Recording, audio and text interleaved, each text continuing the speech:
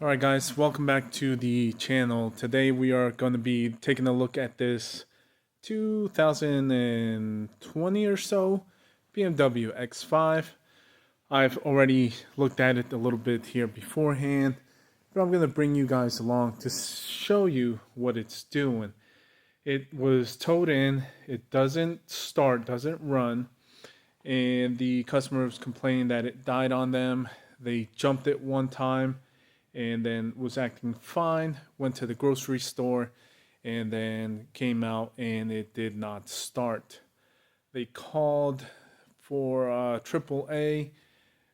I know they installed a battery, made no difference, and tried to jumpstart, made no difference. So then they towed it over here.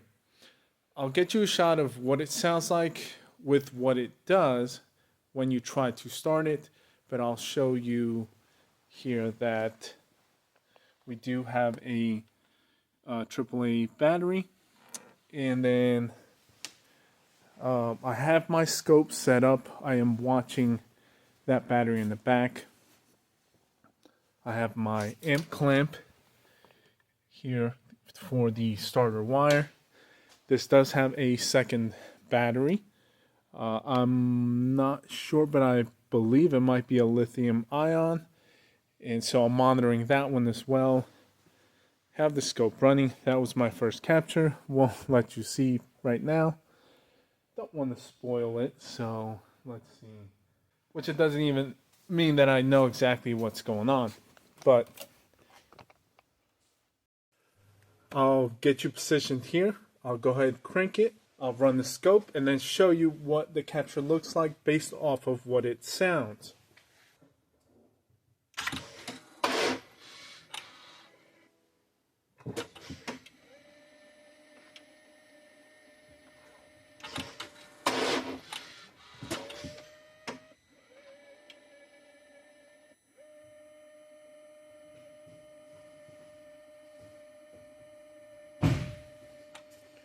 Alright, hopefully you captured that. I tried 2 cranking events. Let's stop the scope. Now, we know we've got a fresh new battery in the back. That is going to be the blue channel. The red is going to be the battery here up front. Green is going to be our amperage. Now, for starters, let's just take a look at battery voltage levels and see what's going on with that. So let's see, initially we drop to 9.3. That's on our blue one. And then we can check the red, which will be battery here up front. And that one's at 9.8. And so these are dropping right when the starter shoots up in amperage. Let's back out here just to kind of point out. So let's get that here.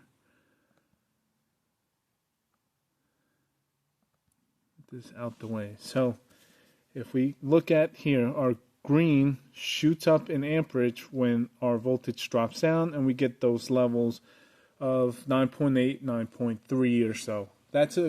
Those are good voltage levels for battery starter drop kind of specs. Those are good levels. They're not dropping too far low and so on and so forth. And we're clearly shooting up and we're pegging our amp clamp. Now the one I have is a 600 amp clamp, but if we take a look, the whole time, this amount of space and time, green to green, right there, is when I attempted to crank it. Foot was on the brake pedal, and the amperage stayed pegged out, shot up to a crazy high level, and it didn't get released until I let off of the brake pedal, and I almost could feel the car sort of jolt or roll, not roll, but kind of jolt, let's call it. A little bit of a movement when I let off of the brake pedal. So the whole time, voltage level is good. It's being held down because amperage is still shot up because foot pedal's still on the floor, requesting start. Starter's stuck and engaged with crazy high amperage, and the engine's not turning over. I don't think we need to look at, but there we go. Second one looks exactly the same, and there is some,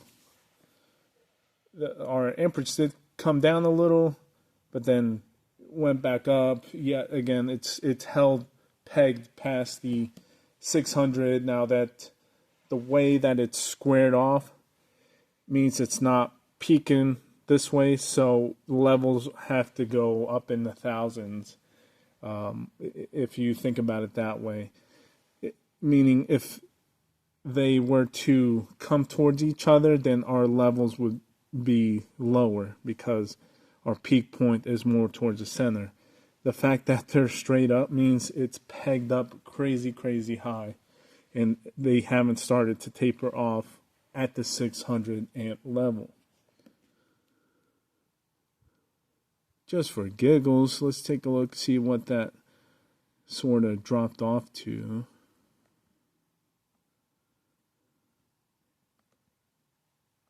Average wise, that's at 500 amps there. So what we have here is an engine that's not continuously turning over. Even though we've got good voltage and crazy amount of amperage, means our grounds are good, our power supply is good, our amperage supply is good to the starter, and it just keeps shooting up because the starter is attempting to turn this over, but it's blocked, so our amperage just shoots up, and it's held that way until we release, and then the amperage just drops because we cut the power and back off the starter. One would almost think, or you start to think, that we might have an engine issue.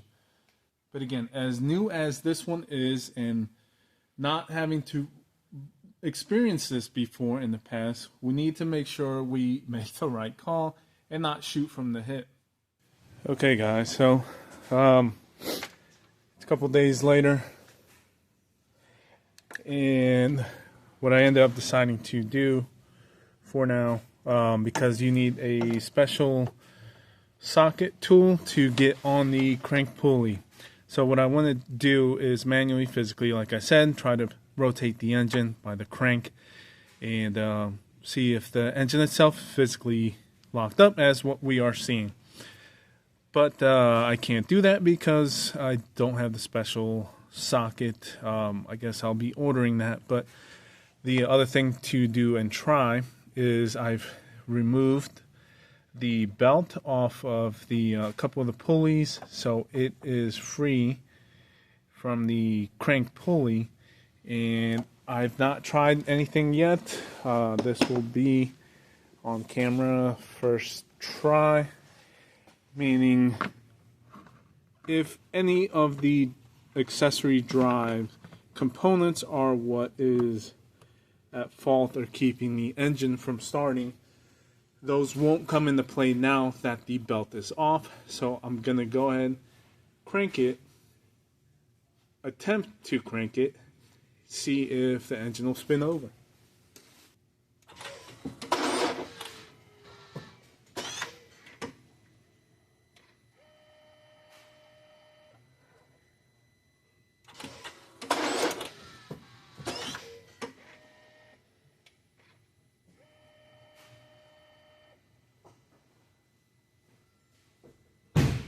Well, you heard it there. Unfortunately, it's not looking good right now. Definitely unexpected. So at the moment, the engine itself is not spinning over.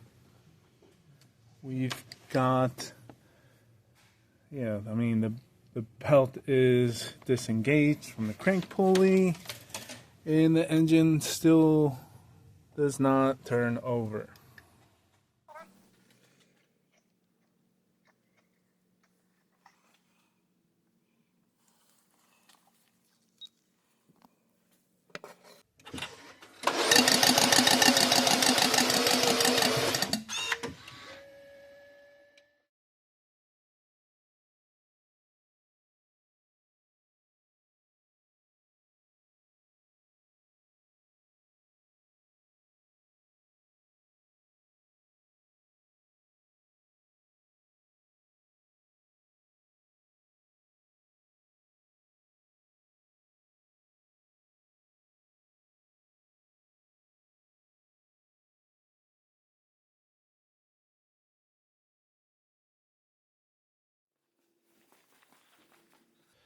Alright, so you just saw a second battery kind of load test after I actually let it sit and charge for about an hour, because that last crank that we saw with the plugs out, we actually got it to turn over, but it started to sound kind of weak towards the end, and then the voltage levels actually got down pretty low. Obviously, after testing the battery, we saw that the battery level has gone down a ton. So what I want to do is that same test, no plugs, with a good charged battery.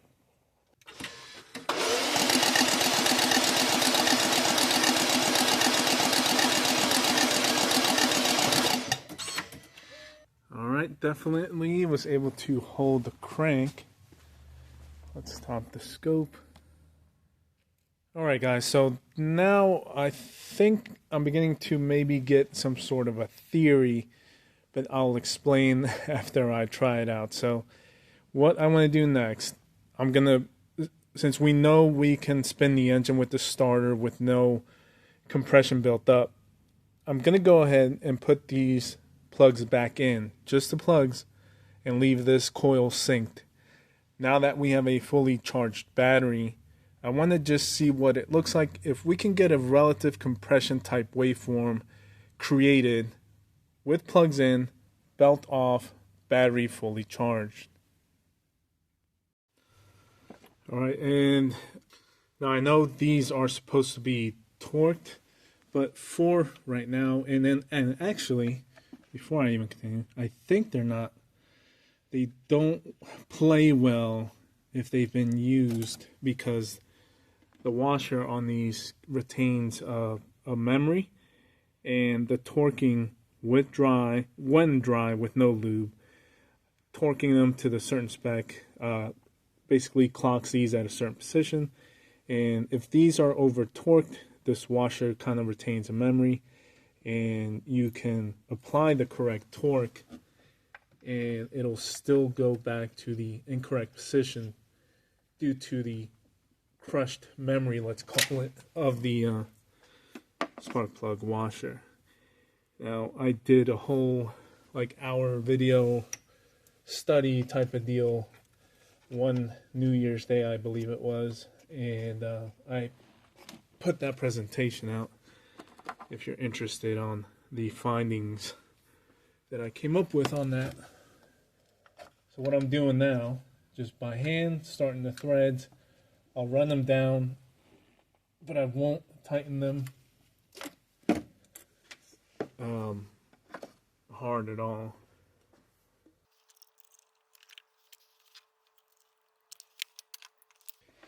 I actually don't even fully need to get them seated.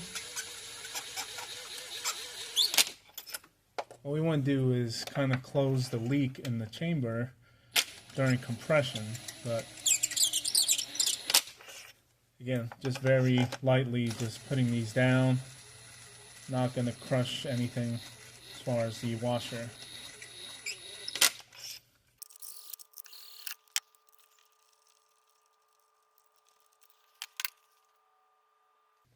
Alright, so I'll go ahead, I got the scope running. If my theory is correct, we should be able to crank over, get a relative compression waveform.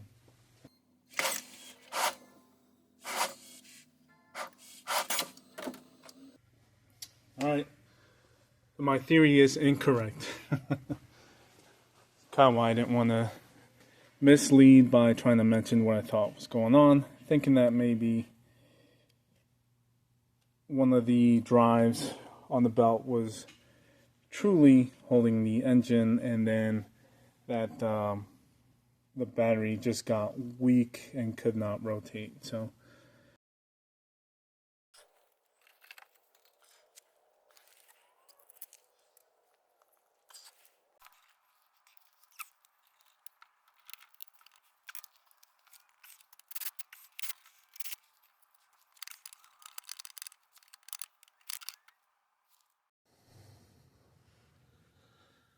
well, definitely got.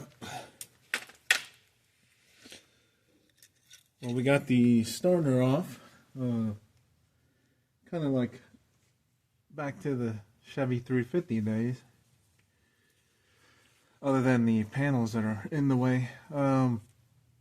Being that I can see the flywheel, I am going to try to rotate it just with this light pry bar, which is not even a real pry bar. It's more like a clip tool, extended clip tool. But if I can get some rotation with this down here, with the I think the plugs are still in, then I think that'll be a good judgment that the engine is not the issue. So let's see, I want to rotate it clockwise. From here, it's going to go up. Yeah, that moves pretty easy. Let's see if you can catch that.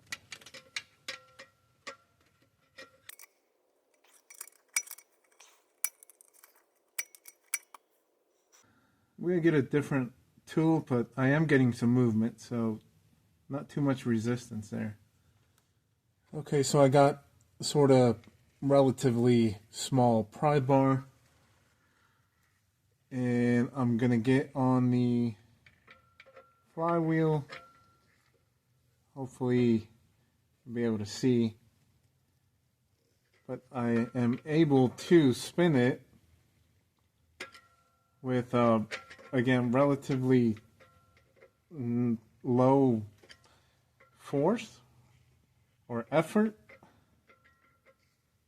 Hopefully I'm not blocking it, and you can see that, yeah, I'm getting rotation. Now I do have the spark plugs installed. I was trying to do some other testing, but I'm getting not free spinning, but I'm able to spin it with the small pry bar off the flywheel teeth without too much leverage torque, and it's not binding up.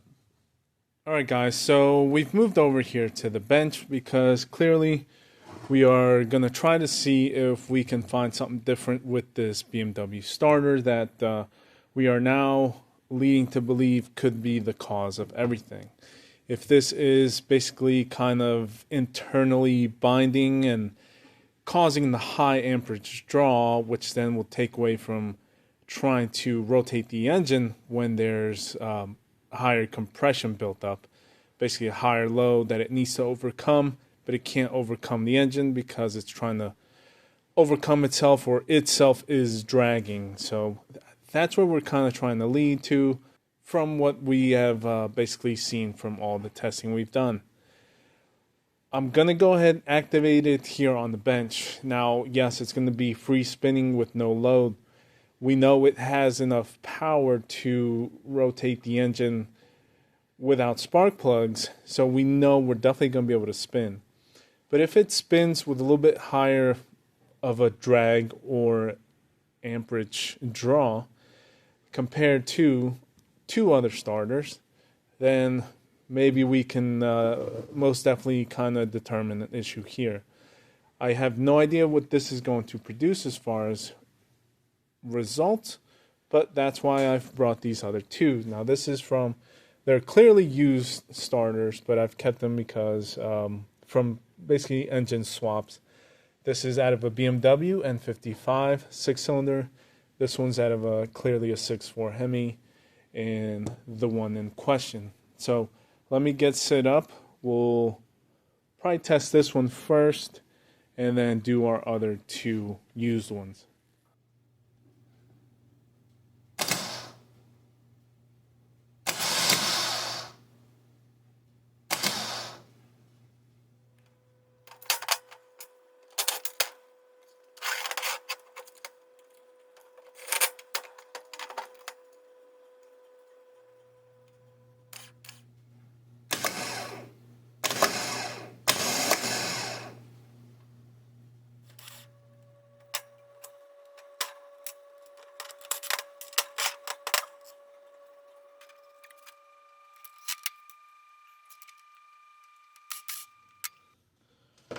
Alright guys, so here we go. Got a brand new from the dealer starter. Gonna go ahead and replace this, install it based off of what we saw. But being that it's pretty easy to test, I'm gonna go ahead and do the same test on the scope, bench test it, make sure obviously that kicks out, and take a look at the waveform on the scope, and hopefully it'll look like these other two. So I'm going to go ahead, get this hooked up, connected, and tested.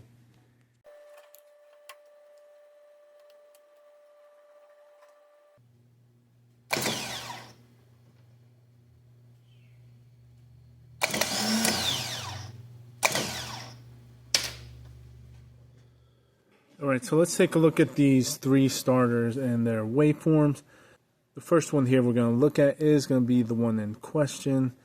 So let's take a look at the portion where I first just tapped on it and kicked it out. So let's see. Let's get a quick, just for figures. So that's at 428. So basically 430. It peaks at, again, this is just a tap, so about 315 amps. So that's the first portion. Let's take a look at where we kind of held it and had it spinning. Definitely kind of noisy. It's looking a lot like what it did on the vehicle. Remember when it's part of why I ended up putting an ignition sync, just because of how noisy the starter current draw was looking, and this one's looking about the same. Yeah, just like that. That's how it was appearing on the on car as well. So peak numbers here again, 423 on the amps, and let's see, we held here in the core section, let's call it, at maybe 120. So remember that. Let's keep that one in mind. 120. Let's move to the next one, which is the N55. Let's look at the kick out portion. And wow, okay, it looks like it slopes a lot more. Let's check that one. So 480 peaked at. Again, this is a tap-in deal. 125 is what it dipped down to. And let's check out the ride out portion. Looks like I dropped it a little bit.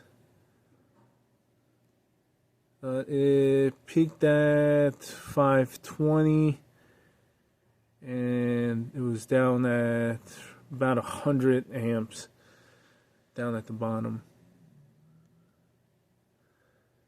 But and let's look at the third kick out. One thing I'm noticing, obviously, look how clean that looks compared to the other one. We'll go back here again at the ride out portion sort of deal. Yeah, very, very clean. Not much high peaks and valleys, we'll call it. Next, we'll go to the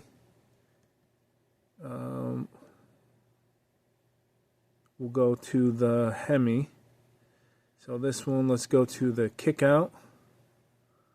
And again, looks like it slopes pretty cleanly. Comes down, actually comes down to the same level. I've got my marker there. Same spot, so about 100 amps. This one, let's see what it peaked at. About 545. So it looks like M55 and this one peak out when they kick out at a little bit higher level, but then it's a very clean, you know, kind of smoothish looking waveform in the electric motor portion that we're capturing the amperage at, and then they both peak down to about 100 amps, the same. Now let's take a look at the ride out portion, and this one's very, very clean. I think I might have held this one a little bit longer, it looks like, for sure. And 567, almost 570 on the kick out. But look at that waveform. Crazy, crazy clean right there. Just no noise, smooth, clean. Yeah. And level wise, let's see where we're at, that it rides out at. This one came down to 53. So I'm wondering if the N55, if I would have left it a little bit longer, if it would have came down to this level. So I think it's clear as day, and we can probably have an answer of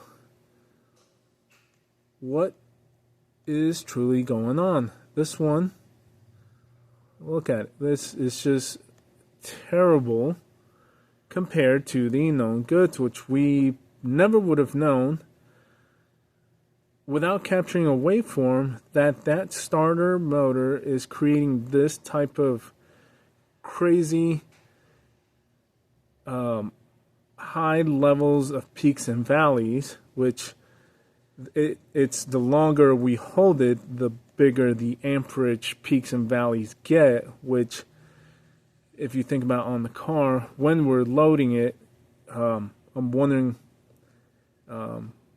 this just has to just increase. Obviously, naturally it does, because we see the amperage just shoot up. But as far as the motor, yeah, the motor electrically, it's just terrible. Look at it. Crazy peaks and valleys. Let's take a look at the swing just for giggles. From the peaks to, let's see, the bottom of the valley. Wow, look at that. Look at that. 230 amp swing from the peaks and valleys. Definitely a difference compared to the other two that are what we would consider our known goods. And those two, adding a third one actually, or a second supposed known good, helps me and gives me a lot more confidence in describing that this noise sort of irregular pattern is what we're seeing is faulty on this vehicle.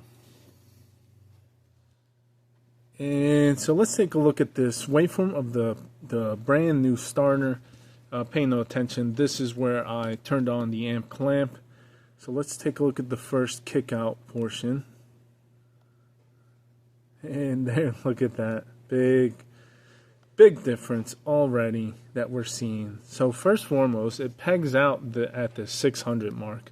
So it looks like when they are good, based off the other two supposed known good that we use to compare, those amperage levels on the kick out were higher than the one in question on the BMW. So when a starter, I guess, is in good condition, it's going to kick out high.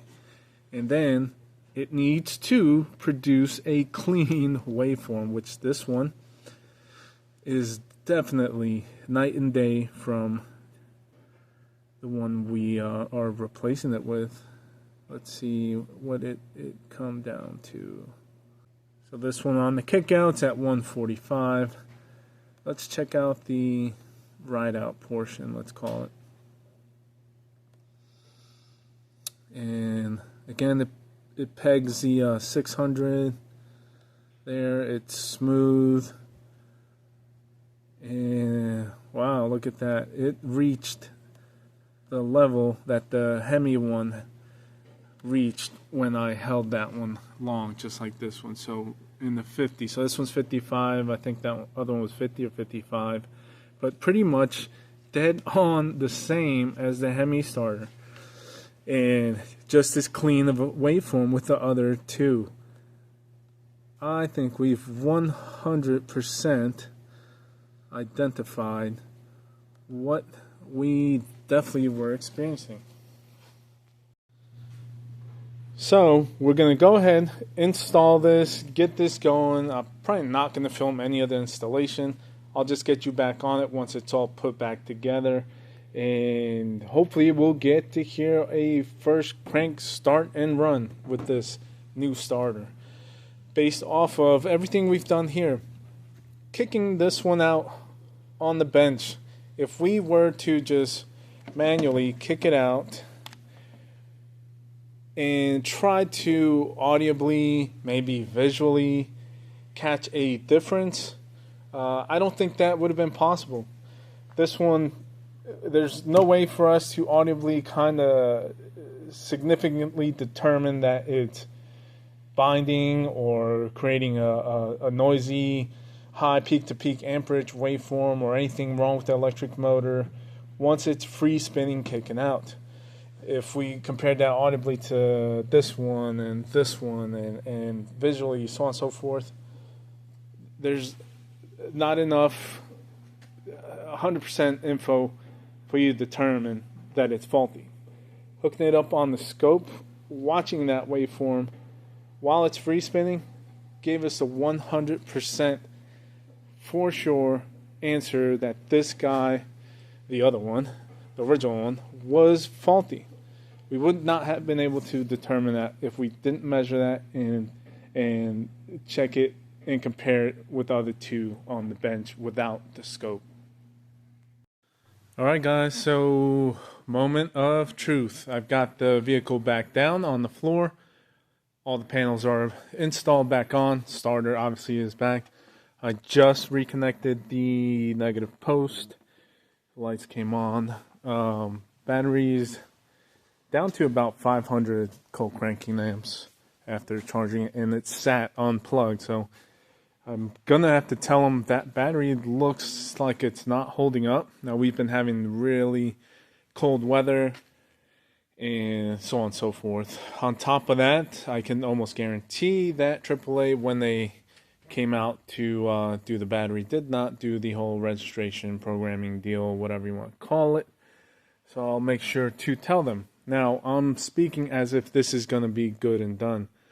I'm hoping that it is. I've not done anything with it. Again, I've torqued the spark plugs back in. Coils are installed. And we are going to give it a shot. I'm going to leave you guys out here. And hopefully be able to hear this run. Alright. Moment of truth.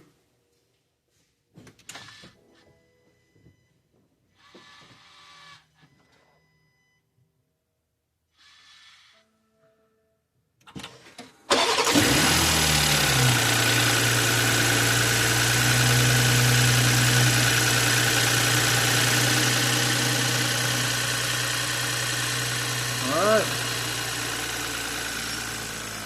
There we go, guys. It is a cranking, running engine.